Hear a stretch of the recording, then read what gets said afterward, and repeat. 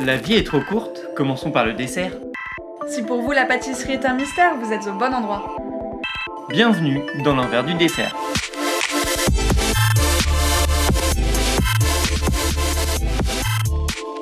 Moi, c'est Clémence, je suis littéraire et passionnée de pâtisserie.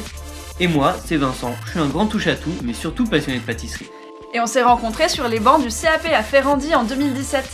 Et du coup, vu qu'on discute beaucoup tous les deux de gâteaux et de tout un tas de choses, on s'est dit qu'on allait vous emmener avec nous. Allez, on vous invite.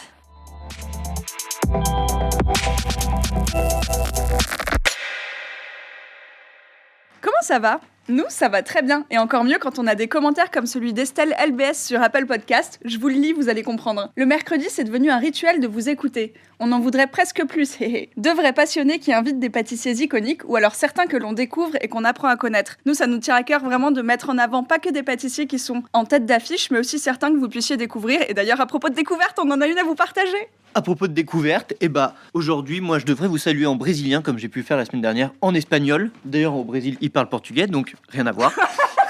Parce qu'aujourd'hui, on vient de découvrir les brigadeiros d'Alice. Alors, qu'est-ce que c'est ? C'est des petites gourmandises un peu... Des bouchées. Des petites bouchées. Alors, on nous a expliqué que là-bas, c'est un peu comme le macaron chez nous. C'est quelque chose qui est dégusté à chaque anniversaire, au mariage, etc. Et alors, avec Clémence, on a fait une belle découverte. Ah ouais. Ça se mange sans fin. C'est une gourmandise très très crémeuse, mais avec un petit côté un peu choui à base de lait concentré, enfin bref, voilà. Pendant l'enregistrement, on s'est retrouvés autour de petites pâtes de fruits, pour rester dans la gourmandise, pour discuter avec Morgane Rimbaud. Elle est double championne de France de dessert à l'assiette en junior et en professionnel. Mais elle a reçu aussi tout un tas d'autres prix, mais je vais pas vous en dire plus car on va aborder ça dans l'épisode. On va également parler de sa création, de ses processus créatifs, etc. Donc ma foi, on vous laisse avec Morgane et nous on vous retrouve en fin d'épisode. Salut!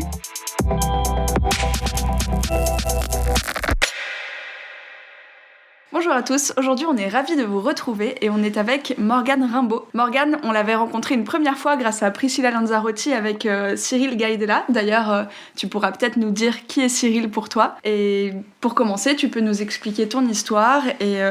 Nous, je tiens juste à dire avant, on avait envie de rencontrer Morgane depuis un moment parce qu'elle est la seule, si je dis pas de bêtises, à être double champion de France de dessert. Alors, je suis pas la seule. Ah bon ? Ah ouais ? Non, Ok. on est plusieurs en effet. Ah ouais ? Mais Bon, je crois que je explique-nous suis ça. la seule femme, par contre. La seule femme, d'accord. Double championne, ouais. Ok. Parce que tu as été double championne junior et senior. C'est ça, junior et professionnel, les deux Ok, catégories. ouais.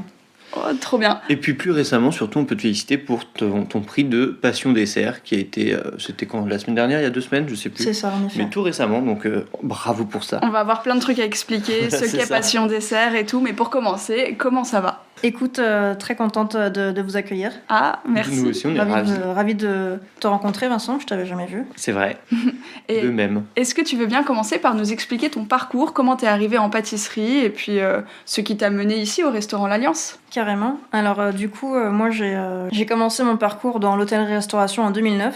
Donc, j'ai commencé par un bac technologique hôtellerie-restauration, où on voit un peu de tout finalement. Il y a de la cuisine, il y a de la salle, il y a de l'hébergement, un tout petit peu de pâtisserie. Et à la base, moi, je voulais directement faire un bac pro, mais mes parents m'ont dit on va quand même partir sur un peu la sécurité, avoir toujours des cours à côté, etc. Donc j'ai commencé avec ce bac en 3 ans, que j'ai obtenu tranquillement, et ensuite, par la suite, j'ai voulu continuer finalement dans ces cours un peu plus poussés pour savoir un petit peu gérer une entreprise, vraiment aller plus loin là-dedans, dans le droit, la gestion, etc. Donc j'ai fait un BTS en 2 ans, hôtellerie-restauration, art culinaire. Grâce à ça, j'ai pu voyager parce que je suis partie en Chine pendant 4 mois. Ah, génial. Donc ça, c'était la grosse surprise de la formation. C'était hyper cool parce que j'ai découvert une nouvelle culture et ça m'a donné goût au voyage. Et pendant ces 2 années aussi, j'ai commencé à monter un peu mon projet en tête. C'était d'avoir mon établissement plus tard. Mhm. Du coup, je me suis dit, si je veux mon propre établissement, là, avec les bases que j'ai, c'est pas assez pour savoir, par exemple, ce que va faire mon chef pâtissier.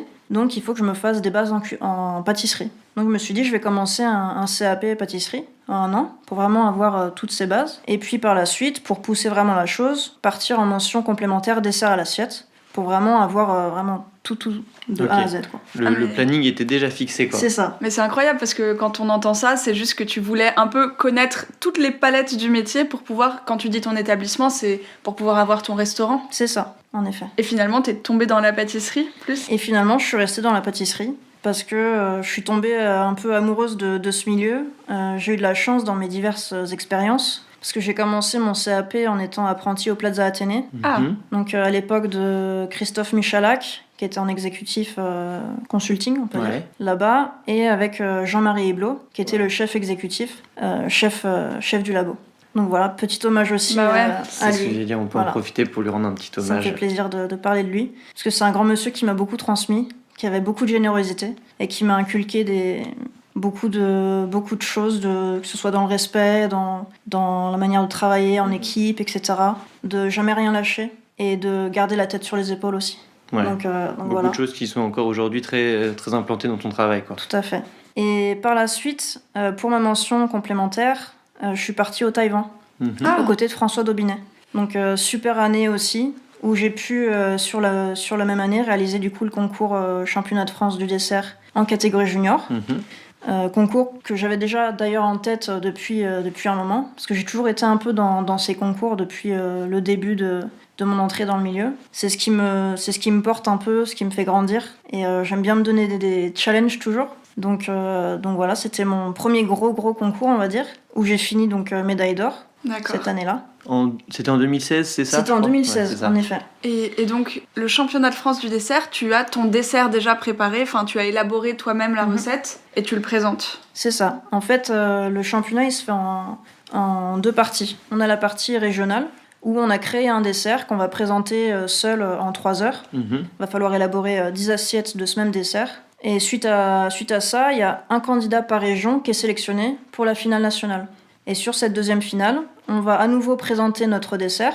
Plus le jour J, on aura un panier surprise qu'on va découvrir le jour même. On aura 15 minutes pour préparer toutes nos recettes. Et ensuite, on file en cuisine. On a aussi, juste avant, une sélection de commis, des élèves de l'établissement. Donc, on rencontre la matinée, le matin même, quoi. Et ensuite, on travaille donc en binôme. Et on a 4h50 pour réaliser donc 10 assiettes avec le panier surprise et 10 assiettes de notre dessert de sélection. Ah ouais, donc une épreuve de créativité. Ouais. C'est ça. C'est intéressant, ça, je trouve que la sélection des commis se fait avec des élèves que tu connais pas. Tout à Parce fait. que du coup, ça te force finalement à offrir un management à des gens que tu ne connais pas. Ce qui est un peu plus compliqué Tout à fait. que si tu choisissais des gens avec qui tu as l'habitude de travailler. C'est sûr, et au moins comme ça, tout le monde est au même Ouais. niveau. Il n'y a pas quelqu'un qui a un meilleur commis qu'un autre. C'est des élèves qui sont tous motivés, qui ont vraiment envie de donner le meilleur d'eux-mêmes. Donc c'était vraiment cool. Et puis moi, pour me préparer à ça, j'avais fait pas mal d'entraînements avec justement pas les gens avec lesquels j'ai l'habitude de travailler, donc Ouais. pas mon équipe. C'était que des gens de l'extérieur, des amis d'amis, des anciens collègues, etc. Est-ce que Donc, tu t'es fait coacher? Carrément, j'ai eu un coach en particulier, donc Cyril Gaïdela, évidemment, que j'ai rencontré dès mon CAP et qui me suit depuis toujours, du coup, qui m'a pris sous son aile dès le début, avec qui j'ai préparé donc le concours junior. Et là, on était vraiment à 100% tous les deux, avec le soutien évidemment de François Daubinet. Et puis pour le professionnel, du coup, j'étais un peu plus de mon côté, vu que j'étais à Alliance. Toujours avec Cyril, bien sûr, qui venait me donner des coups de main dès que j'avais besoin et qui était toujours là pour soit me rebooster, soit me donner le petit conseil qui allait faire la différence. Et donc voilà, deuxième participation au concours et deuxième victoire. Donc hyper contente de tous les efforts que j'ai mis dedans pour C'est en beau. arriver jusque-là. Et juste pour recontextualiser Cyril Gaïdela, donc il est lui-même champion de France du dessert Tout à fait, ouais. et c'est le chef exécutif des boulangeries L'Essentiel. Ouais. C'est ça. Ouais. Aujourd'hui, c'est ça. Et c'est marrant que t'aies... Bon, alors certes, Cyril Gaïdela avait une plus grosse expérience en dessert à l'assiette, mais que t'aies été aussi coaché par François Daubinet qui, durant sa carrière, l'a moins pratiqué. Il était un peu plus sur la pâtisserie boutique, mais du coup, je pense que d'entremêler ces deux univers, ça, je pense que ça... Enfin, dis-moi si je me trompe, mais ça t'a peut-être permis justement de développer une pâtisserie, d'avoir des conseils un peu hybrides, de prendre en fait le meilleur des deux univers pour composer finalement un dessert à l'assiette un peu avec les qualités de chaque monde, quoi. Tout à fait. Et puis, je rappelle aussi que François, il avait fait le concours avant moi, en catégorie professionnelle, je crois. Ok. Donc, c'était des super bons conseils aussi, vu qu'il Tu avait m'étonnes. déjà l'expérience également. Et d'ailleurs, est-ce que tu peux nous parler du dessert qui t'a fait gagner cette année, enfin l'année dernière? Du coup, c'était Sentier de l'Estorel. Donc, c'est un dessert que j'avais en tête depuis un moment et qui a pris forme vraiment sur cette année-là. J'avais voulu, en fait, retranscrire un souvenir de vacances où j'étais donc dans le sud, en famille. Et puis l'histoire un peu de ce dessert, c'était que quand j'étais partie en randonnée, quand on se baladait, ça sentait hyper bon la résine, la pomme de pin, etc. Et quand on redescendait des montagnes et qu'on retournait vers la ville, il y avait toutes les maisons avec les arbres fruitiers, les agrumes, etc. Et puis après, j'ai ajouté d'autres petits souvenirs avec, comme quand je suis en Charente, où je grignotais les pignons de pain dans les pommes de pin quand j'étais plus petite. Je secouais les pommes de pin, j'avais les mains toutes noires et je venais casser les pignons pour Mais récupérer j'ai jamais fait les ça. fruits. C'est génial. Donc voilà, que des souvenirs un peu de familial et d'enfance. Et donc voilà, j'ai reconstruit ça et j'ai donné forme à ce dessert en 1 an, quoi. Trop bien. Est-ce qu'aujourd'hui tu composes encore tes desserts avec cette inspiration de tes souvenirs et de ton passé? En effet, j'adore m'inspirer de plein de choses, en particulier de ces souvenirs, que ce soit d'enfance ou même plus récents. Une histoire que je raconte souvent, c'est par exemple mon île flottante au popcorn et caramel à la bière. Je trouve ça assez rigolo parce que c'est parti d'une idée où je me suis dit pourquoi pas. On était à une soirée, c'était quand j'étais au lycée, entre amis, et on se faisait toujours la série Walking Dead avec des bières et des popcorn caramélisés qu'on faisait nous-mêmes. Génial. Et je voulais vraiment travailler le popcorn ou le maïs au restaurant.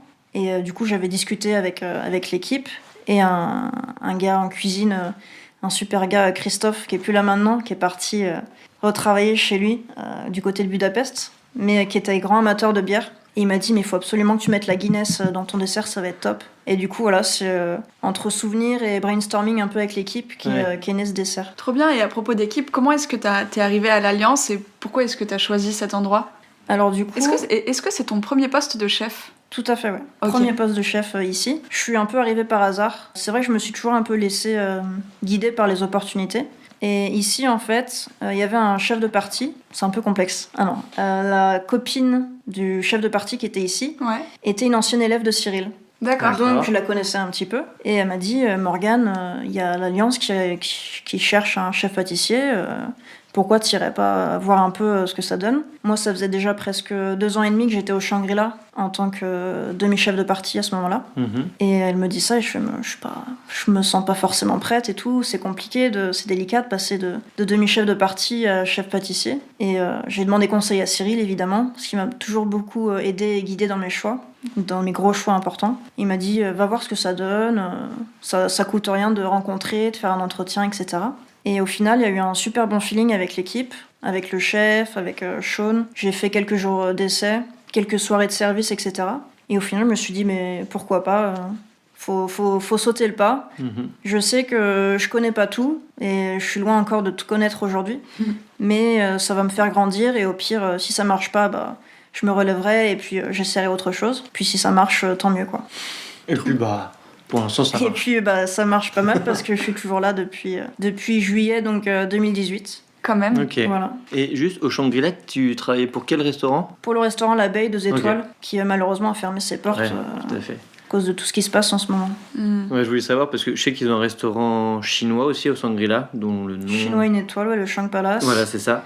Du coup, je me suis dit, est-ce que tu étais à ce restaurant-là et que tu continuais un peu de travailler tes influences chinoises ou si tu étais passé sur un autre resto? Non, du coup, au Shangri-La, j'étais aux côtés de Michael Bartocchetti, qui était chef exécutif de la pâtisserie là-bas. Et il y avait Jonathan Chapuis, qui était mon sous-chef. Je travaillais plutôt directement avec lui, donc à l'Abeille. Et du coup, à propos de choix de carrière, et comme tout à l'heure, tu as bien précisé que tu étais la première femme doublement championne de France de dessert, moi, je me demandais, et si ça se trouve, tu vas me dire que pas du tout, mais est-ce que en tant que femme, tu as ressenti que ton parcours avait été influé d'une manière ou d'une autre? Est-ce que tu penses que, par exemple, l'hésitation ou la peur de peut-être pas être au niveau de cette responsabilité du premier poste de chef vient de là? Ou est-ce que tu as eu l'impression de devoir faire plus tes preuves? Non, je pense pas vraiment que ce soit en tant que femme, c'est juste en tant que mon expérience personnelle.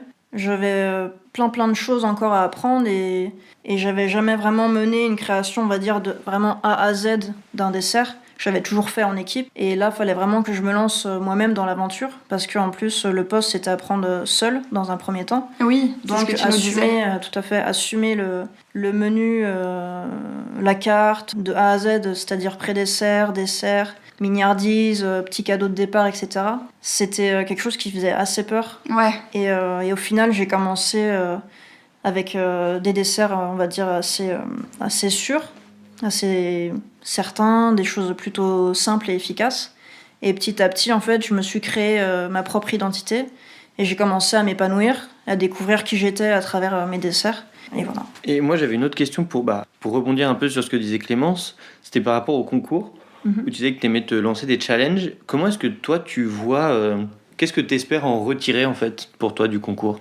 Du coup, dès le début, en fait, je trouvais que ça donnait carrément une formation en plus, limite. Ça fait évoluer beaucoup plus vite.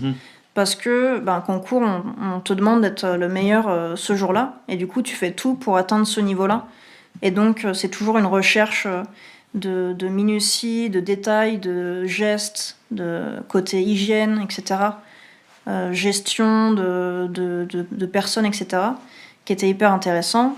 Et puis, il y a tout le côté partage, rencontre de nouvelles personnes, que ce soit des collègues ou des grands chefs, etc., qui est hyper intéressant. Ouais. C'était surtout ça. Ok. Ouais, t'as vraiment cette sensation que tu te dis, faut que tu sois le meilleur de toi-même, et du coup, ça te permet de te dépasser un peu. C'est ça. Ouais. Une formation accélérée. Ouais, c'est ça, en fait. En effet.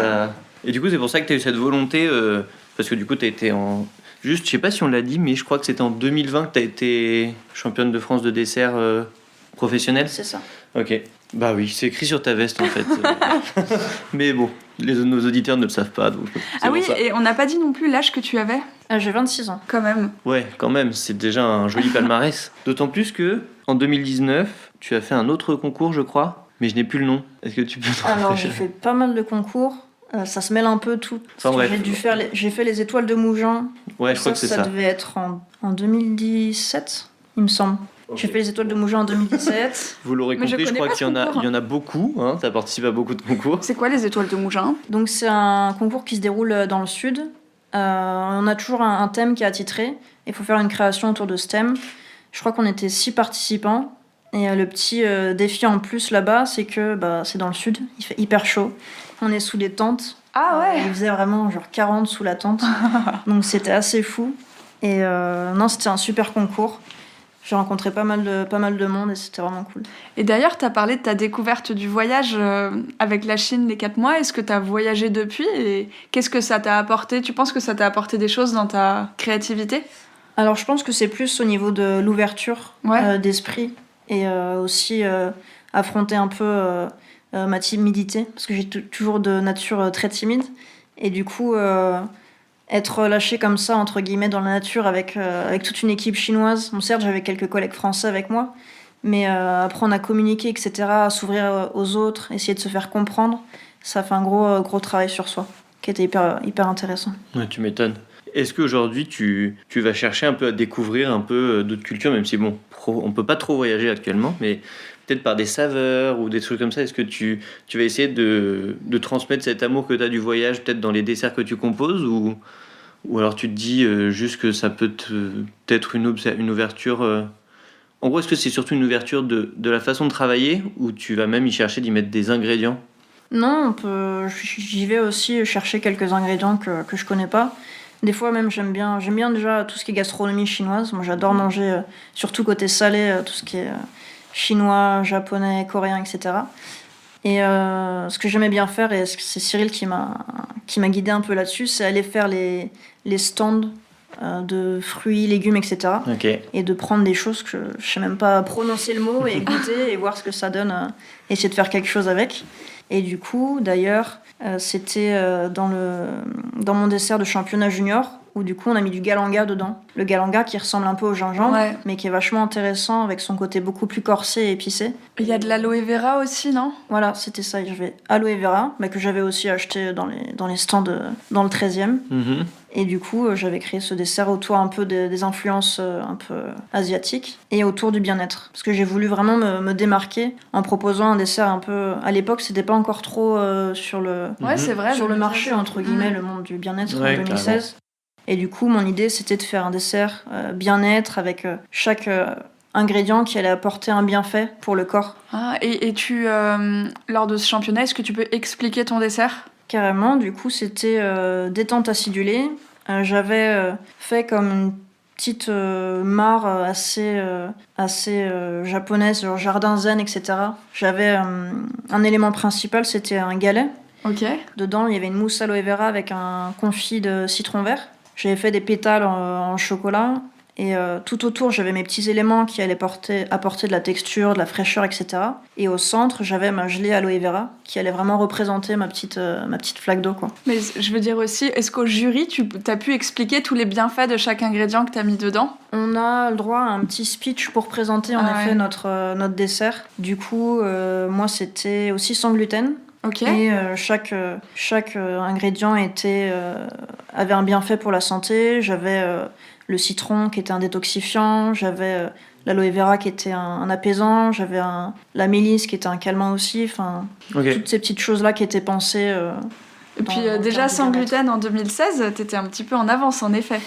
Et ça se confirme. Enfin, je pense que ton talent, ou du moins le fait que t'es un peu en plein dans le mille, ça se confirme d'année en année, et notamment avec ce Passion Dessert, cette récompense qui vient d'arriver. Est-ce que tu peux nous en dire 2 mots déjà, pour ceux qui savent pas ce que c'est? Oui, parce que c'est un prix assez récent, mine de rien, donc je pense que c'est bien d'en dire 2 mots. Ouais. C'est ça, je crois que c'est un prix qui a commencé en 2019. Ouais, je crois aussi. Et c'est hyper cool parce qu'ils mettent en avant du coup les pâtissiers de restaurants. Et je trouve ça hyper intéressant parce qu'en général, on dit toujours que le guide Michelin, les étoiles Michelin, ça appartient à un chef. Et au final, du coup, ça fait du bien parce que ça récompense un peu notre travail. Ça nous met en avant. Et par exemple, ici, moi, je suis arrivée au bout de 3 ans. Donc, Alliance avait déjà une étoile depuis 1 an et demi, quelque chose comme ça. Et au final, moi, je suis arrivée et j'ai dû me mettre un petit peu à la hauteur du chef, proposer quelque chose aussi bien, aussi bon que lui. Et du coup, je dis un peu que cette récompense, c'est un peu ma petite étoile à moi. Bah oui, c'est un peu ça. Et Ça à a été l'équipe pensé comme ça. en pâtisserie, quoi. En fait, c'est un prix qui a été créé en partenariat avec Valrhona. Avec Valrhona, tout à fait. Et vraiment qui vise à récompenser spécifiquement le poste du pâtissier, puisque les étoiles sont généralement dirigées vers la cuisine, même si le dessert, enfin si la partie sucrée ne suit pas, normalement... Ouais, mais en fait, quand le guide Michelin attribue les étoiles sont vraiment attribuées au chef et pas forcément au restaurant. Du coup, c'est vrai que les chefs pâtissiers pouvaient être un peu délaissés par ça, même si en effet, comme l'a dit Clémence, le dessert doit être à la hauteur également pour qu'ils aient cette étoile. Mais là, du coup, c'est vraiment un dessert un prix qui récompense vraiment les pâtissiers, quoi. C'est comme si l'Alliance avait 2 types d'étoiles. Ouais, c'est un peu ça. Donc, c'est cool, ça récompense aussi mon équipe en pâtisserie. Ça fait du bien pour tout le travail qu'on donne chaque jour et qu'on continue de se donner à fond, etc. Donc, c'est cool. Et alors, c'est comment d'avoir une équipe en pâtisserie? Toi qui disais que t'étais timide et que t'es arrivée et t'étais toute seule au poste. Et ça soulage d'être en équipe, parce que travailler seul, c'est totalement différent. Déjà, il n'y a pas le côté partage et transmission que j'aime beaucoup finalement. Et puis ça m'a aussi soulagée sur le côté création, parce que quand j'étais seule au début, j'étais vraiment 100% H24, limite à travailler tout le temps, parce qu'il y avait le matin un petit peu de mise en place, ensuite le service, les clients jusqu'à 15h30, des fois plus tard. On respire un tout petit peu si on a le temps et puis on réenchaîne. Ça s'appelle la coupure, mais là en l'occurrence, il n'y avait pas trop de coupure. C'est ça.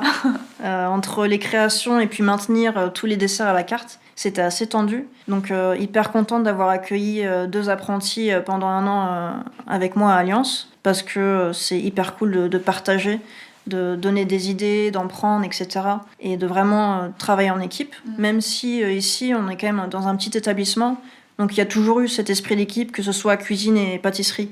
C'est vraiment pas séparé. Genre des fois, je vais donner un coup de main en cuisine, et puis après, on va me faire un sablé breton. Enfin, ah ouais, ok. Il y a vraiment un esprit d'échange et d'entraide chez Alliance. La cuisine et la pâtisserie sont pas du tout cloisonnées, c'est vraiment une seule et même brigade. C'est ça. Ok. Et quand quand t'élabores un nouveau dessert, tu fais goûter au chef? Toujours, en effet. Il y a toujours donc déjà plusieurs essais de mon côté avant que je fasse goûter au chef. Des fois, ça peut carrément être juste un petit élément comme ça que j'ai réalisé, j'ai envie d'avoir l'avis. Et puis, je fais toujours goûter un peu tout le monde, finalement. Évidemment, on va toujours prendre les décisions principales avec le chef et avec Sean. Mais j'ai toujours besoin de l'avis un peu de tout le monde, de savoir ce qui peut changer pour lui, pour la personne en salle. Est-ce qu'elle va avoir besoin un peu plus d'acide? Pour la personne en cuisine, peut-être qu'elle veut quelque chose d'un peu plus gourmand, etc. Et trouver l'équilibre. C'est plus représentatif aussi d'avoir des avis de personnes différentes. C'est sûr. Et puis même, c'est toujours bon d'avoir le goût du palais d'un cuisinier qui a plus l'habitude en effet de manger salé, parce qu'au final, quand on mange un repas, on mange du salé et du sucré, donc c'est toujours bon d'avoir l'avis de ce palais. Et moi, j'avais une petite remarque à faire, une petite plutôt question que j'avais à te poser, c'était sur... tu avais dit justement qu'au fur et à mesure, tu te sentais plus à l'aise, tu avais devancé ta timidité pour moins te reposer sur des valeurs sûres pour la création de tes desserts, et que tu te faisais plus plaisir, tu développais ton identité. Et puis du coup, tu as dit que pendant ce concours, tu as essayé un peu la pâtisserie bien-être. Est-ce qu'aujourd'hui, ton identité, il y a encore un peu de cette pâtisserie bien-être, ou alors comment est-ce qu'aujourd'hui tu définirais en fait ton identité, l'identité de tes desserts? Ça, c'est une bonne question. Ah bah merci, ça fait plaisir. Bravo. Du coup, il faut dire qu'ici, à Alliance, on a des grands menus dégustation. Et du coup, en général, je passe après pas mal de mets. Ok. Il va falloir que j'ai des desserts toujours assez légers, en ayant ce côté aussi gourmand et peu sucré. Ok. Et ça, le peu sucré, ça vient aussi du Shangri-La, aux côtés de Michel Bartocchetti, Ah bah oui. qui avait une pâtisserie assez délicate et peu sucrée. Et j'ai toujours, du coup, depuis ce temps-là, mis en avant le sucre du fruit plutôt que d'en ajouter. Donc je dirais que ma pâtisserie, elle est assez légère. Il y a quand même ce côté gourmand, et j'aime bien essayer de faire changer d'avis les gens, parce qu'il y a pas mal de monde, bizarrement, ça m'a choqué un peu quand je suis arrivée, mais qui aiment pas les desserts, qui viennent au restaurant et qui disent par contre moi j'aime pas les desserts, je préfère vous prévenir. D'accord. Ah, Ok, on y va. Tu te Et, prends ça ouais, c'est ça, directement. pour bien Mais commencer toi, le t'aimes bien service. les challenges. C'est ça. Et du coup, finalement, plus d'une fois, j'ai été en salle après, et ça a été des coups de cœur sur certains desserts, etc. Et j'ai fait changer d'avis certaines personnes. Donc ça, c'est assez cool. C'est une belle récompense. Et puis, en général, j'essaye aussi d'aller faire des tours en salle après les services, toujours pour échanger, pour prendre, que ce soit côté positif ou négatif, avoir les avis des clients, et puis toujours évoluer et jamais rester sur ses acquis. C'est quoi l'avis le plus constructif qu'on t'ait fait? Alors, mais parfois, trop de sucre encore pour certains. Ah ouais? Bon, c'est quand même fou parce que j'en mets très très peu. Quoi d'autre? Après, c'est surtout des goûts Ouais. personnels. J'ai eu du mal à faire aimer les agrumes à une personne. Ok. Ça, c'est assez délicat. Après, là, j'ai rien qui me vient à l'esprit. Et quand tu disais juste, quand tu disais que vous avez des menus dégustation avec beaucoup de mets, combien à peu près? Ça peut monter jusqu'à, en comptant les snacks, les amuse-bouches, etc. Ouais. Je sais pas, je dirais 10 ou Ok. 12, quelque chose comme ça. Ouais. Oui, en fait, pour ceux qui n'ont peut-être pas l'habitude de ce genre de restaurant un peu gastronomique étoilé, il y a du coup des menus de dégustation qui sont en fait...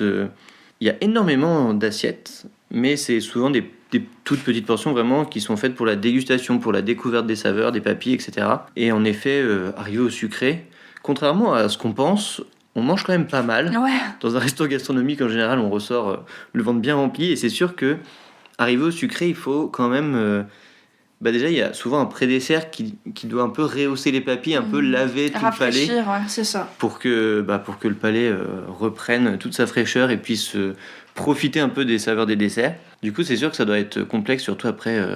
je sais pas, toi, t'as un pré-dessert, un dessert juste, ou il y a peut-être 2 desserts? En fait, c'est pas vraiment un pré-dessert. En ce moment, on est parti sur l'idée de bouillon pour qu'il y ait un fil conducteur entre la cuisine et la pâtisserie. Le chef fait souvent des bouillons dans son côté salé. Ok. Et du coup, après arrive ma partie où je casse un peu tout le gras qu'il y a pu avoir avant avec un bouillon sucré, entre guillemets, qui va venir rafraîchir, rincer un peu le palais pour passer sur le sucré. Et est-ce que ce bouillon ne vient pas d'influence un peu chinoise? Parce que je sais qu'en Chine, ils ont une grosse culture des soupes sucrées. Est-ce que ce bouillon, c'est une inspiration qui vient de là, ou rien à voir? Alors peut-être inconsciemment par Ok. le chef, mais c'est vrai que j'ai jamais pensé dans ce sens-là. Ok, c'est marrant. Une immersion. Quand l'immersion est vraiment totale, on n'y réfléchit même plus. Ouais, c'est ça. Moi, je sais pas si on peut parler d'immersion là. Question. Quel est le prochain concours que tu vas faire? Alors pour l'instant, pas de concours en tête. Je fais une grosse pause C'est étonnant. parce que j'ai eu ma dose pour l'instant de concours, Ouais. on va dire. N'empêche, je les ai pas vraiment comptés, mais je pense que j'ai dû en faire peut-être 6 ou 7 depuis mes débuts, quasiment un par an, on va dire. Et du Sacré coup, ça rythme. prend vachement de temps, on met vachement le côté perso de côté. Surtout pour mes deux participations au championnat. Ouais. j'avais plus de week-end, quoi. Ouais, Je et puis- venais toujours bosser, toujours faire mes Déjà que c'est entraînements. un métier où de base la vie personnelle parfois a du mal à s'installer ou à se mettre en place. C'est ça. Et puis peut-être que là, c'est parce que tu fais des concours pour rechercher le challenge, mais peut-être que là, vu la période, on est déjà quand même dans un assez gros challenge, En effet. avec du coup le click and collect, etc. Donc peut-être que tu te dis que là, présentement, t'as ta dose un peu de challenge. C'est ça, et j'en profite un peu pour me reposer, recharger les batteries avant de, on espère, reprendre le plus rapidement possible. Bah, on espère aussi, Oh oui, parce que l'activité. moi, à t'entendre parler, Ouais, on j'ai a envie jamais de venir. testé le restaurant Alliance, mais là, j'ai très envie de goûter. Donc Ouvrez on les espère restaurants. vraiment que ça va rouvrir le plus vite possible. Si vous nous entendez, rouvrez les restaurants. Mais si vous nous écoutez, d'ailleurs, bah, le restaurant Alliance fait toujours du click and collect. Tout à fait. Donc Ouais. voilà, on vous invite à visiter le site internet pour voir les menus, etc. Et puis bah, faites-vous plaisir, hein. De Faut en temps en temps, profiter. faut en profiter. Faut en profiter parce que on sait qu'il y en a qui nous écoutent qui n'ont pas encore testé le restaurant gastronomique et c'est ce qu'on disait juste avant de débuter C'est l'épisode. vrai. C'est une bonne occasion, on se laisse pas impressionner ni par la salle, ni par le décor, ni même par l'idée et on peut tester la cuisine gastronomique chez soi. C'est ça. Prenons le positif où il est. Et puis en général, les menus des restaurants gastronomiques en click and collect sont un peu plus abordables que ce qu'il fait d'habitude, donc ça peut faire un peu moins peur. Donc n'hésitez pas. Tout à fait. Eh bien, Maintenant, on a fait un joli petit tour. le fameux petit tour. Je dis ça parce que je sais que maintenant vous retenez que je dis ça à chaque fin d'épisode. Et on va passer à nos questions rituelles. Vas-y Clémence pour la première. Alors, quel est ton premier souvenir sucré? Alors, mon premier souvenir sucré, on va dire que c'est plutôt les fruits. Parce que même aujourd'hui, je pense que ça m'a vachement marqué parce que j'adore travailler les fruits, toujours dans les desserts, plutôt que les chocolats. Et j'adorais manger des tonnes de fruits. Je me souviens d'avoir mangé des kilos d'abricots comme ça en vacances, de vouloir cueillir toutes les fraises dans le jardin de mes grands-parents pour les grignoter. Enfin voilà, surtout les fruits. Donc ton premier souvenir sucré, c'est la saveur du fruit brut en fait. C'est ça. Et d'ailleurs, on t'a même pas demandé, mais t'es originaire d'où? Moi, je suis née à Colombes, dans le 92. D'accord. Donc, j'ai toujours habité les Hauts-de-Seine. Ok. Et ensuite, c'est la petite question pour en savoir un peu plus sur toi. Et on va faire le tirage au sort en live car on a un petit panel de questions. Est-ce que tu peux nous donner un numéro entre 1 et 20? Alors, 19. Allez, 19. Un ingrédient que tu détestes travailler. Oh, c'est dur ça. Si, il y en a un. Il y en a pas vraiment parce Ok. que j'aime bien toujours découvrir des nouvelles choses. Récemment, je me suis mis à essayer un peu de travailler les légumes. Je trouve ça assez intéressant. Et puis, comme je vous ai dit tout à l'heure, je suis plus fruit que chocolat. Donc, je vais moins prendre de plaisir à te faire un dessert au chocolat. Donc, je dirais le chocolat, mais pas de là à détester, quoi. Ok. Bah écoute, moi je trouve que cette réponse correspond parfaitement à ce que tu nous disais tout à l'heure de j'adore faire changer d'avis les gens. Du coup, t'as la même ouverture d'esprit vis-à-vis des ingrédients. Ouais, c'est vrai. Et, Et- puis, bah, on va terminer de... Qu'est-ce qu'on peut te souhaiter pour la suite? Une réouverture des restaurants, parce qu'on a hâte de retrouver nos clients et vraiment refaire notre vrai métier, parce que là, click and collect, c'est pas vraiment notre métier. Ça change un peu tout, on se fait moins plaisir. Et moi, ce qui me fait vraiment vibrer, c'est le dessert à l'assiette, c'est le côté éphémère que peut avoir un dessert.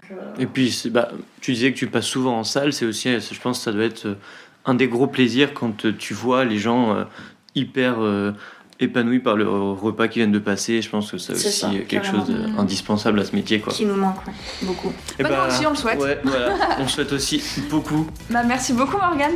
Merci beaucoup Clémence, merci Vincent. Merci beaucoup et à bientôt. À on bientôt. espère.